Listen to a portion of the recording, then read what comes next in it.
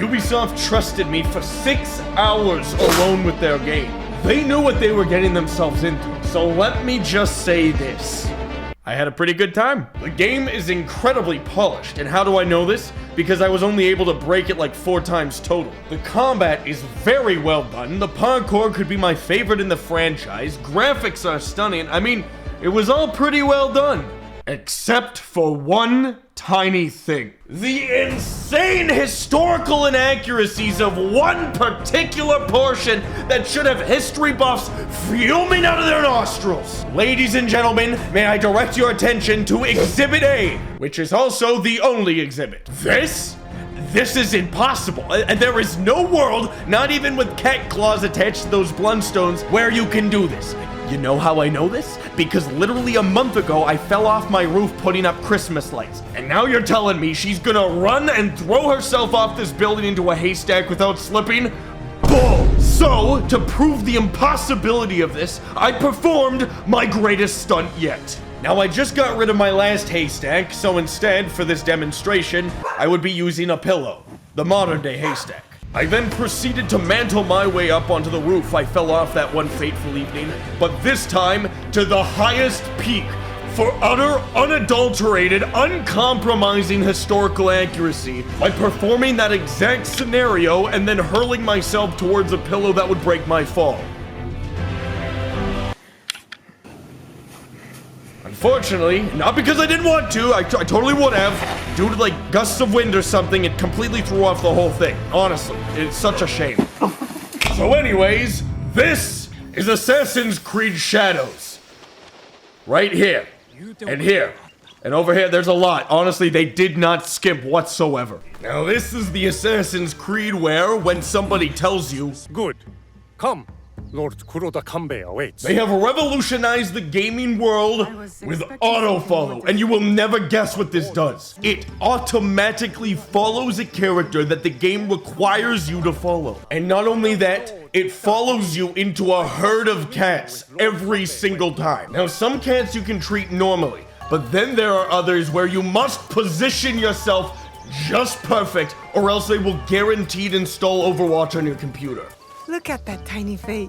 Now, of course, after petting cats, the next logical move was to fight an entire band of shirtless men with knives, which I obviously won because my knives were bigger. That was until, of course, guns. This was the moment I had to start actually learning how the combat worked, despite every fiber of my being telling me to just spam light attack. I eventually won, but at the cost of looking like an idiot in front of all the devs. I could not stop all of them from escaping. Escaping? What did they come for then? All casualties have been accounted for. Except for one. Oh no! No! So because of that, I smashed a local business to pieces to subside my anger, climbed the highest building, and looked across the land for the cat. But alas, he was nowhere to be found. So naturally, I murdered someone to even the cat-to-human ratio in this town, therefore starting my life of crime in Japan, forcing me to run away forever. Or in a minute when they stopped looking for me, whichever would come first. I made my way to a small fishing village where I immediately chucked a kunai into a guy's face. Now that I had mastered stealth, I found a nearby bandit camp made of bandits. But honestly, this lady was pretty chill. Sadly, I couldn't accept that because I had a new weapon to test out. And the more I snuck, the better I got, using the new Shadows TM mechanics to hide in the Shadows TM. That was until I found some very large red barrels looking a little too red. So I figured, hey, how much more stealthy can you be than killing everyone at the same time? And with that, I snuck away without a sound. I was undetectable to the human ear, even when I literally leapt straight onto a guy and killed him right in front of his friends. Well, no, actually, they saw that one. So I made my escape, dodging and weaving through the bullets like they were nothing, taking advantage of every assassin opportunity the universe granted me. So much so that this guy just gave up even trying, making it incredibly easy for me to just... So I went back to what I was good at. Until things got a little too hot to handle, Assassin's Creed Edition, and got away by hiding in the bushes. They had no idea I was here. And with that, I made my exit, I had been there all night, and it was time for me to return to my regularly scheduled program of going the opposite direction that everyone was telling me to go. So I called my horse, who immediately got a concussion, and got so lost I began to cry in real life, causing the content creators around me to look away out of awkwardness. A real-life stealth move. So I proceeded to smoke bomb a deer, get more horrifically lost, and somehow ended up on a mountain somewhere with an unbelievable view. And I mean, the game's gorgeous. Credit where credit is due, man. I eventually found a path and attempted to do a little hunting before being promptly told that I was not able to hunt in this game. So anyways, I ran into a little mountain village and slaughtered some lady in cold blood. But I just did. Now, of course, in the Assassin's Creed world, the guards are always bad guys no matter what. Even if they're just guarding some poor man's business, I made sure to get rid of that non-good guy immediately. This led to the moral conundrum of, I can't just leave this guy here. I needed to do better. So I gently brought his corpse over to the river that I believe runs through some of the local villages to hide him away. Close enough. I made my way through town triumphantly, my horse elegantly traversing a fence. In my mind, I was a champion of these peasants. That was until I saw something that disgusted me. These people were probably making a profit off of this produce, meaning that they were trying to make money to support their families. And you know what the last 4 letters in families are? L-I-E-S. Meaning this business was being built on lies. So anyways, I assassinated another guard, destroyed the business across the street to end market competition, and killed the owner of the business who came at me with a literal stick. Now, for some reason, the town was up in arms, so I broke into a house to hide away from the guards who had no idea where I was. There was only one thing left to do: steal a horse, and then ride it 30 feet into the river and then abandon it, making my escape. After getting hopelessly lost again, I randomly burst out of some bushes right into a quarry, which was the perfect hiding place while the heat died down a bit. Unfortunately, it was a pretty hot day outside. I understand. I gaslit the guard into believing I would leave, but I didn't. Instead, I murdered his friend and then decided to sneak my way up to him without being seen, and it didn't turn out too well. Luckily, I was able to escape by hanging from a tree like a piece of fruit. And if you are still enough, they think you are fruit. This guy did not think I was fruit, so I told my bush buddy to shoot him. My next course of action was to peacefully give up my ways of violence by choking out this man. I then wanted to move him away from the harmful sun rays, causing him to become a Looney Tunes character.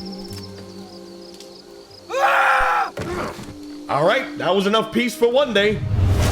I found another small business being guarded by a bunch of incompetents, so I took out one instantly to gather their attention and proceeded to blend into the grass like a worm. After losing them because I was a worm, I killed 2 more of the killable guys, and then I realized that the big guy was wearing his stab-resistant pants today. However, this proved useful as I was able to use him as some kind of tractor to clear this field of bushes. But he outlived his usefulness, so I dispatched of him and returned to what really mattered: destroying small businesses, cutting door-sized holes in people's doors, testing out the cool blood splatter system, and of course, learning that I can ram people's boats. Unfortunately, this also led to the very unfortunate Japan fishing boat incident of 1597, where a tragic hit-and-run went down. The perpetrators were never caught, because they drove beyond the playable area. Now on my way home, wherever that was, I rode past a Ronin who had a health bar. Well, I instantly forgot all my combat training and just spammed him with light attacks until I finally reigned victorious.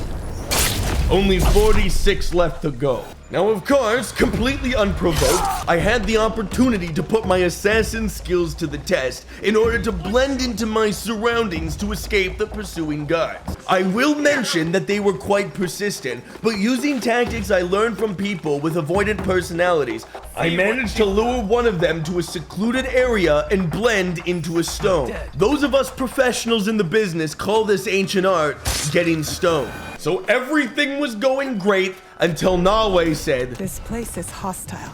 Best to go unnoticed. Well, she jinxed it, because there I was, fighting the entire town in the bathhouse, wanted by the Guardians, smoke bombs getting hucked around. Some lady came out of nowhere and just started beating the ever-living tar at everyone, so I used that as my opportunity to escape.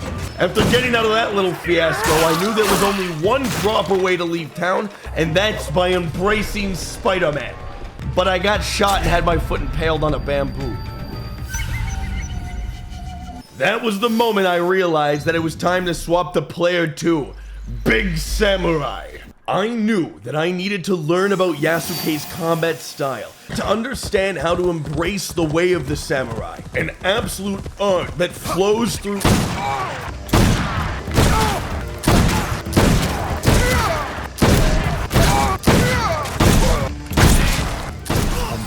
Temple. And just like that, I had mastered the way of the samurai. Now, Yasuke also is very good at stealth.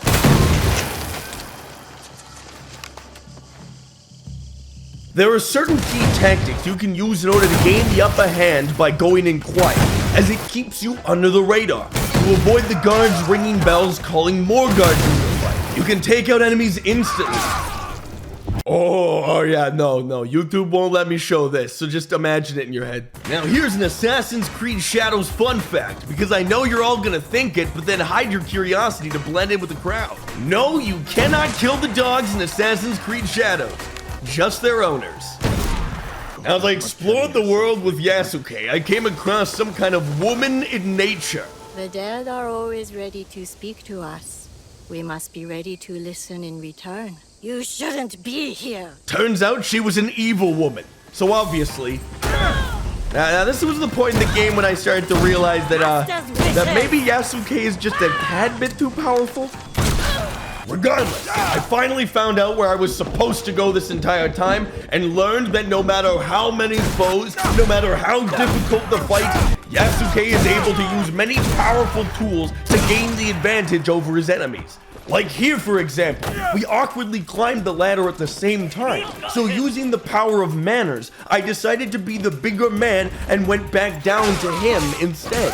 Here, I managed to push someone off the ladder, then psyched him out by pretending to use it before just blasting him. This is truly peak samurai gameplay. But then there I was, face to face with my oldest enemy, the cat murderer. Of course.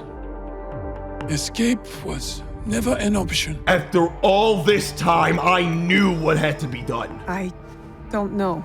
Then let it be me. I'll see you soon. Yup, McDonald's at 7. Spring fears not the fall. Could you give me one more moment? Nope! That's not how things work around here, guy. But of course, in the middle of our fight, an interloper intervened. But this ain't about them. And as quickly as the fight had begun, I had ended it, destroying a boss cinematically on expert difficulty. Wait a minute, I've seen this before. After all that was done, there was only one thing left to do, and that was to create a giant cat garden to remember our fallen comrades. No expense would be spared. And then of course I got carried away wanting to see if I could break the game by placing like 1 billion physics-based lights. And before long, the garden was complete. All my villagers were already in the cat pen. They had their priorities straight. And I climbed upon my cat garden diving board and gazed over my field of pointless lights hiding my secret base from enemy eyes. It was majestical.